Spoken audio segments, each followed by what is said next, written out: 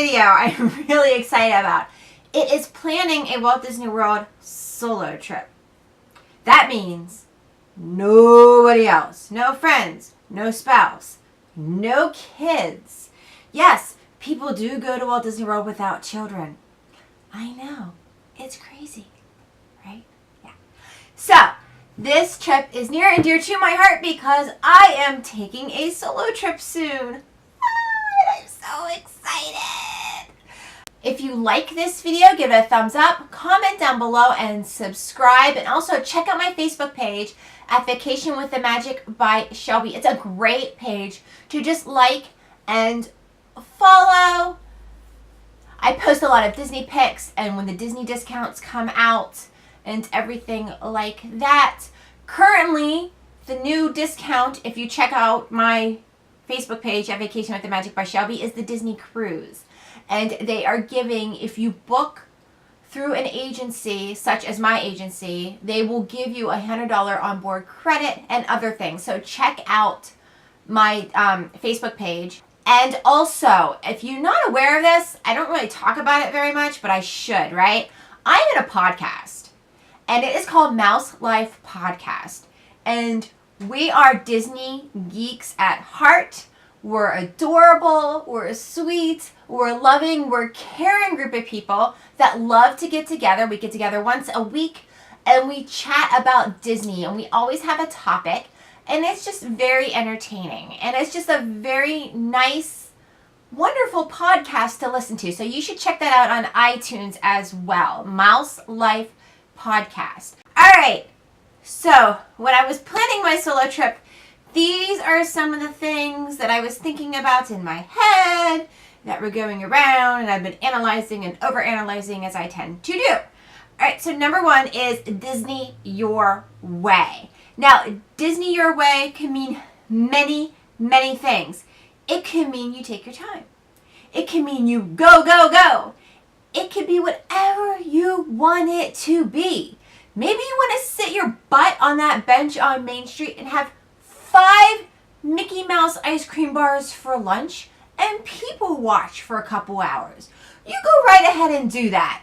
Because you don't have any kids telling you, I don't want to sit here. I have to go to the bathroom. I want to ride this. No, you're doing Disney your way. It can be whatever you want to do in the moment as well.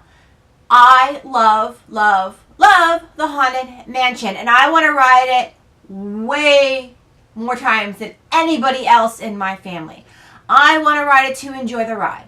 I want to ride it to enjoy the ride and try to see if I can find out some of the ways that they do some of the things. I want to look at it from a different perspective. Like, turn around and see the back of things. Yep, that's killing the magic, but it's my way. I want to, ride it to pick out the hidden Mickeys or to just to look at the little details in everything. And my family is like, all right, we already rode it once today, Mom. We're done. Like, no, we're not. So I'm planning on riding it multiple times. All right. Maybe you just want to lounge around the pool and have an adult beverage and soak up the sun, because currently where I live on October 2nd, 2017, it was 35 degrees this morning. Yay! Winter's here. No, not really winter, but it's getting cold. And, maybe you just want to enjoy the palm trees and soak up the sun and just have a cocktail. It can be whatever you want it to be. No one's there to stop you. No, it's great. So you're on your schedule and your schedule alone. So it's perfect. All right, so number 2 on this whole Disney solo trip is choosing the right resort. Now, when I chose my resort, I chose it because I'm going to go, go, go. That's what I'm going to do. So I am staying at All Star Sports because I don't care. I want a bed. I want a shower. I'm only going to be there from, 10 till 6 anyway, 6:30, so I don't care. So, but maybe you want to stay at a more luxurious resort. Maybe you want to stay at a more adult resort. Now, I know all Disney resorts are child-friendly. I'm aware. But maybe you want to do a little upscale. Maybe you want to stay at the Grand Floridian. and ride the monorail or the Poly or, the Wilderness Lodge. Maybe you don't want to stay at All-Star Movies and have a giant Woody from Toy Story staring at you constantly. Maybe you just want a little adult time and, enjoy the finer things at the resorts at Walt Disney World. Another great thing about solo trips is you can skip the standard lines for some of the rides. There are actually 3 rides that fall into the single rider category. That is Test Track in Epcot, Rock and Roller Coaster in Hollywood Studios, and Expedition Everest in Animal Kingdom. And this will save you time by not waiting in line. I am actually planning on doing this for my trip. I Fastpass Frozen on my Epcot day, and I'm going to rope drop to Soarin', and then I'm going to go to Test Track, which I know is on the other side of the park. And see, I wouldn't do that if I had my kids because they would be complaining. I would say bitching, but yes. So I'm going to go to Test Track and get in the single rider line for that because it's just me. Also, number 4, and this is something that I will admit to you, I've never, ever done. Other than when I worked the mall and at lunch, sometimes I would go and eat in the food court and I would eat by myself. But I have never gone to a restaurant by myself. Ever. Not even a McDonald's. No, I'd rather eat in the car in the parking lot by myself. I've never actually gone in and eaten in a restaurant by myself. So I am doing that on my upcoming trip. I am actually have a lunch reservation at Be Our Guest. And this is big for me. And you should do that. You should just, don't be afraid to dine alone and eat where you want. Maybe you're a foodie and the rest of your family's not. And they just want to eat chicken nuggets and mac and cheese. This is your chance. This is your chance to explore all that Walt Disney World has to offer in the culinary arts. I mean, I know that sounds cheesy, but it's true. There's some really upscale great places to eat at Walt Disney World. And one of our favorites, actually this is my family's favorite, is Jico at Animal Kingdom Lodge, and they have bison and elk. And not, everybody is into that, but maybe you are. So you can just enjoy and relax and not have to worry about who needs their meat cut up and who has to go to the bathroom. Oh, look, you just got your food. Now you have to go to the bathroom? Wait a minute. I just offered to take that one to the bathroom. You could have said you had to go to the bathroom at the same time.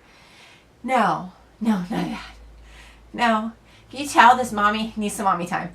None of that. You just relax and enjoy your food. And you don't have to have a character meal if you don't want to.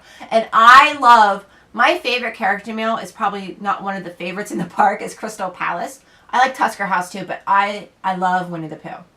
Winnie the Pooh was my first stuffed animal when I was a baby, like newborn baby. And I'm in love. I just love all the characters. I love the books. They are just so warm and fuzzy, and I just love it all. So that is my favorite character dining. But I'm not doing any character dining this trip. So I am just going to eat where I want to eat. And finally, as I stated before, a little bit of quiet time. So when you're at the parks all day and you hear the kids and everything, and if you're with your family and you're with the kids, and when you go back to the room, guess what? Your family's there. Yay. Love my family, don't get me wrong. But, it's nice though. Now, in a solo trip, you can go back and just decompress from the day, and it's quiet, and you can unwind. So those are 5 great reasons to take a solo trip to Walt Disney World. Now, my trip is different probably than your trip would be, and I've said this before. When you plan, not what I think is the ideal trip is the ideal trip for you. I'm going to go, and I will get into what I did when I get back, because it's a lot of running and it's a lot of moving.